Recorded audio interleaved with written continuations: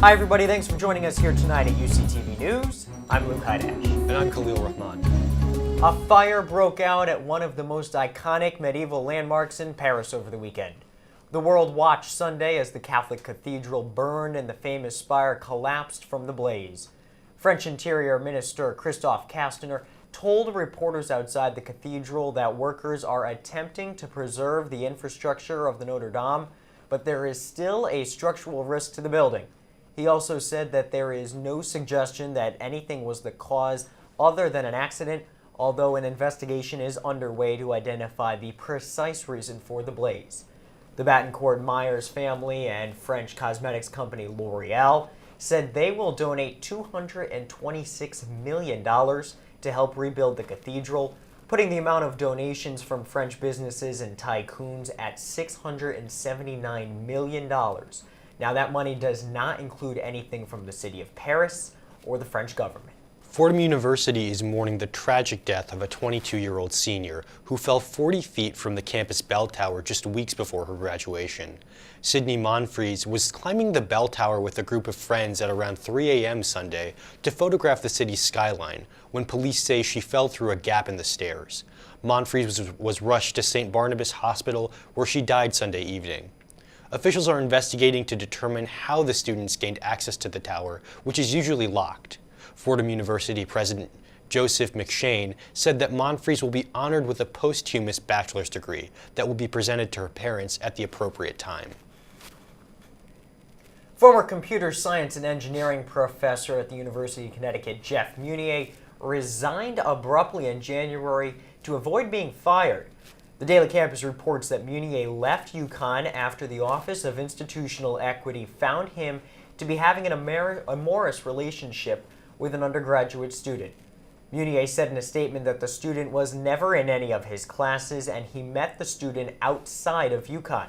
Now, Munia has been told not to return to state employment as he left UConn in what his department head is calling not in good standing. The Students Against Islamophobia and the Far-Right protests took place at Castleman last Tuesday, which happened at the same time as the Turning Point USA event right next door and featured students and organization leaders speaking out against the alt-right. UCTV News reporter Tama Moni has the story. The Castleman building is where some engineering students take their classes, but on Tuesday night, it was the host for the Students Against Islamophobia and the Far-Right. Wyatt Mund is the president of the UConn Youth for Socialist Action. He said he held this event in opposition to the one next door. That would be the Turning Point USA event featuring controversial speakers Candace Owens and Charlie Kirk.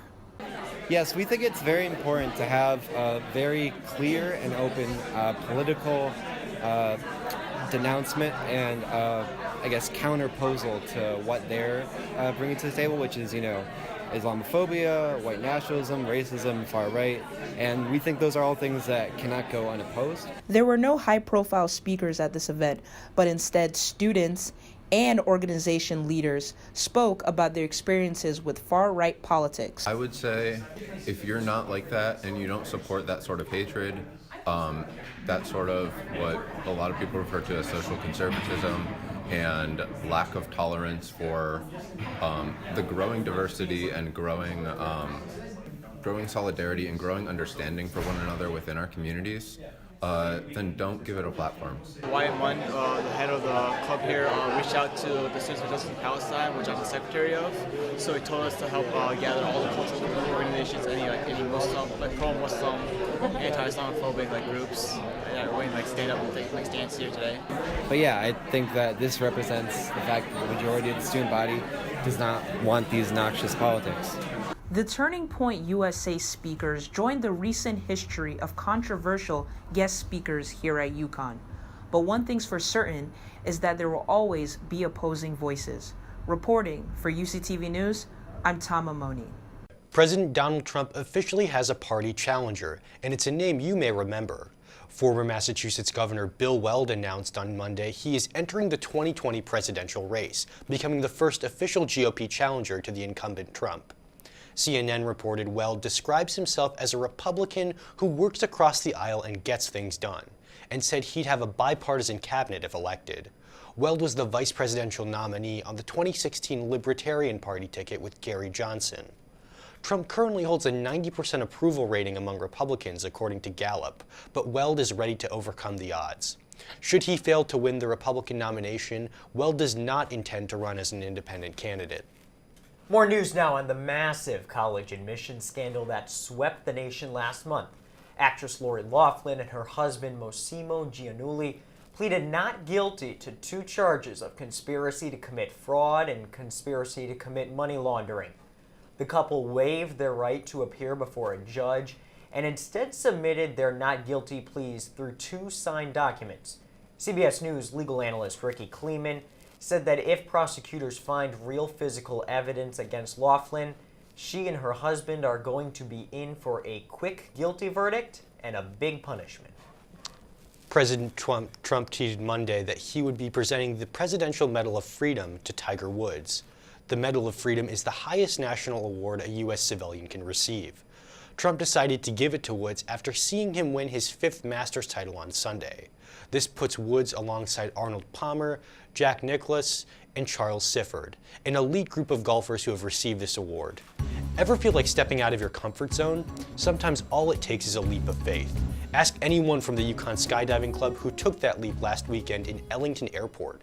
Details from UCTV News reporter Leanne Zana. UConn students are flying high today at Ellington Airport as part of the biannual Tandem Weekend, organized by the student-run Skydiving Club. It may not be exactly what parents mean when they tell their kids to reach for the stars. It was like a minute of free falls, and then the parachute came out, and there was like a giant leap upwards, and then it was just really relaxing the rest of the way. While skydiving is a mere bullet point on many people's bucket lists, for these jumpers, it's an everyday sport. I joined this club the 2nd week of my freshman year, and I've been jumping ever since. The student skydivers were taken up in a plane 13,000 feet before making their big jump. I was very nervous. Me and my friend did it together, and it was incredible. I would definitely do it again. You may think that jumping out of a plane is always a frightening task, even for those who've been practicing for years. Not anymore. That's the weird part about it, is every jump, it's just complete bliss. I don't feel terrified or anything. Completely second nature. Don't let fear stop you. UConn tandem skydivers are passionate about the sport and encourage those who are on the fence about trying to give it a shot. This is an opportunity I could never get again because it's such a cheap price for students, and it's just amazing. Like, when else are you going to be able to skydive? When you're doing a tandem skydive, you're attached to a professional, they do all the work, and you're just along for the ride, and it's a great view, it's a great feeling, and it's really unlike anything else. It could not have been a more beautiful day for first-time skydivers who were reminded by today's experience that the sky is the limit. Reporting for UCTV News, I'm Leanne Zana.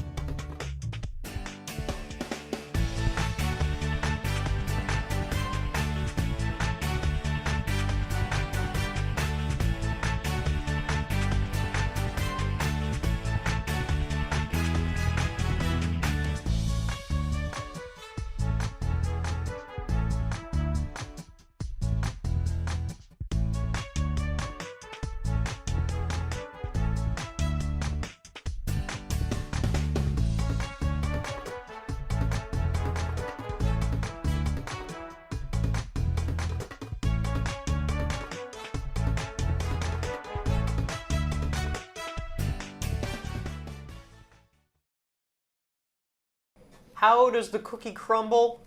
Not well for some. Some Chips Ahoy cookies are being recalled today after nationwide unexpected solidified ingredient was found in the product. WFSB reports that some customers experienced adverse health effects after eating some of the chewy Chips Ahoy cookies. The affected cookies are in 13-ounce packages, and a description of the recalled batches can be found online. National DNA Day is April 25th, and UConn will be holding a science salon at the Connecticut Science Center to mark the occasion. A panel of experts will be discussing the controversial use of genetic engineering by a Chinese scientist on 2 baby girls to prevent HIV. This year marks the 66th anniversary of the discovery of the structure of our DNA. Links for the event registration can be found on the Daily Digest and the UConn events page. One UConn junior is just one of 62 students nationwide honored for public service by the Harry S. Truman Scholarship Foundation. Wawa Gathuru, an environmental studies major from Pomfret, won the award last year and is the 7th UConn student to receive the honor. Gathuru is active on campus across many conservation and political activities, including as a founding member of the President's Council on Race and Diversity. Gathuru was integral in the successful implementation of the environmental literacy gen ed requirement here at UConn. The Truman Honor comes with a $30,000 scholarship towards graduate school. And for the first time in 30 years, UConn had back-to-back winners. UConn senior Akshaya Chittibabu is a STEM scholar and a recently named Truman Scholar in UConn's honors program, among other prestigious titles. She's traveled the world studying language and advocating for global malaria and polio prevention. Last week, she sat down with UCTV's Mike Cocciola on her various accomplishments throughout her college career and her plans for life after graduation. Take a look.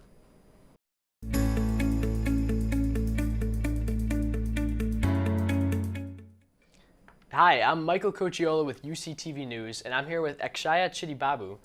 So let's get into it. Hi, thanks for being here. Thank you, Mike. Thanks for having me. Really a remarkable student. You're graduating in May, right? You speak 4 languages, 5 languages? Yeah. 5 languages, right? You're a Truman Scholar. Thank you. And you're also a member of the UConn Honors Program. I am. Which I hear is a very prestigious program Mike here at too, UConn. so I don't know about that. Given that, I mean, obviously you've done a lot here. What's your UConn highlight reel? Well, one just comes to mind right away that really takes the cake, and that's the UConn Global Health Symposium. Okay. It's been really just such a remarkable journey. Some background about why we started the symposium. So there's a ton of people on campus that are really interested in global health. Global health is one of the fastest growing majors in the nation, but we don't have a program for it here at UConn. And so when I was the vice chair of USG's Academic Affairs Committee, one of my big roles was talking to a lot of students and finding out what they'd like in terms of academic affairs. Sure. And a lot of people were just really passionate about global health, but felt like they needed to leave campus to really access it. And I was like, that's so unfair. Like, we're a wonderful university, some of the most talented students here. Why can't they access those opportunities here at Connecticut's flagship? Makes sense. So if we don't have a major, then at least we should have a space where these like-minded students can come together. We can bring in world-renowned experts, and they can all learn from each other. That makes sense. So that was the initial dream. I posted on Buy or Sell, very UConn. Nice. The fall of my junior year, I posted on Buy or Sell. I was like, hey guys, I want to start this global health conference at UConn. Like, let's come together. Let's form a team and let's go for it. And so we had the first annual Global Health Symposium, March 24th, 2018. Phenomenal. We had like around 100 students come. It was great. And we used that momentum, and we just had our second annual symposium, March 29th to 30th, so we made it a 2-day one. Wow. We had over 200 students pre-register from all over New England, came to the Dodd Center and the Union. We had these experts from the field. We simulated a live birth lottery because where you're born determines your health outcomes, largely. That's true. Yeah. So it was awesome. So that was a lot. I could talk about it forever, but that was number one highlight probably. Another highlight would be, when I was a freshman. So when I came to UConn, I was like 17, and I was like, oh my God, I'm so passionate about global health. I want to work on it. And I stumbled into Professor Porciasta of Department of Sociology's office. And I was like, hey, like, I want to work on like cervical cancer in India. Sure. And I want you to help me. And she's like looking at this like 17-year-old kid who doesn't know anything. And she's like, okay. Sure, yeah. And that was so like defining to me. Like, she's been a mentor for me throughout UConn. She's helped me so much, and honestly, the mentorships that I've had at this university are like one of the highlights, because it's so good to have people that support you when you're succeeding, but it's almost more important to have people that keep you grounded and make you focus on what you care about, not get carried away with things that you might be distracted by. So that's been great. I guess you're talking a little bit about being a Truman Scholar. Can you give us a little bit more insight for people who don't know? What is a Truman Scholar? Sure. So Harry S. Truman, President Harry S. Truman, he wanted to kind of make a living memorial to public service after his presidency was over. So most presidents can elect to have like a monument, etc. He wanted kind of a living monument. And he wanted to use whatever funds that were going to be used to such a monument to kind of propel American students who are interested in pursuing a career in public service, kind of that resonate with what his beliefs were for public service. So kind of not taking, like he has all these really famous quotes that I really love, like, you get a lot done when you don't care who gets credit. And I feel like that really stands for what he believes in. Well, he believed in.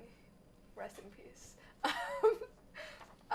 And it's such an honor to kind of hold those values true to my own, and meet this cohort of people from all over the country who have very similar values, but are pursuing all these different tracks in public service, whether that be education, whether that be health like I am, or like refugee work, or criminal justice. Like there's so many different tracks, but we're all bound by those similar values. And basically what the foundation does is it gives up to $30,000 for graduate school, for like a public service related degree, whether that be law school or a master's in public policy or an MPA like you're doing. Something like that. So that's kind of what the foundation stands for. And I guess one last thing, if you can give any advice to incoming students, what would you tell them? I guess 2 things, that they have to make sure they do here at UConn. To baby huskies? To baby huskies, husky pups. Husky pups. 2 things you gotta do at UConn. Wow. Isn't that hard? Like, these are some hard questions. I know. It's like 4 years and like 2 points. But my answers are dairy bar and then more dairy bar. Oh, but you might have some better ones. Number 1, hands down, Sergeant Pep's. That's a good answer. You gotta go to Sergeant Pep's. Yes. Yeah. $2 slice. That's true. Best slice of your life. Right. Obviously, I'm not from New York, so I can say that's okay. Right. Yeah, the New York are a little bit more picky about their pizza. Yeah. And number 2, I would really explore what UConn has to offer. Okay. In terms of like, this is such a thriving, full state kind of campus. Yeah. Like, we have a campus up in Hartford, Stanford, all over the place, and they have really cool points to them. And UConn just really can let you do whatever you want to do. You just have to kind of vocalize it, and you will find someone who can help you do it, or some place that will allow you to take that class or do that thing. And so just be bold with what you want, because UConn will come through. I think that's no better way to end it than that. So thank you so much for being here. Of course. Thank you. Yeah, no worries. It's been so much fun. And from UCTV News, this is Mike Cochiola and Akshaya Chittibabu. Thank you so much, Mike. Thank you, UCTV. Good night. And that'll do it for us tonight here at UCTV News. Be sure to tune in next week for another edition. Don't forget to follow us on social media and subscribe to our YouTube channel for all the latest UConn news, sports, live streamed events, and more. Thank you and good night.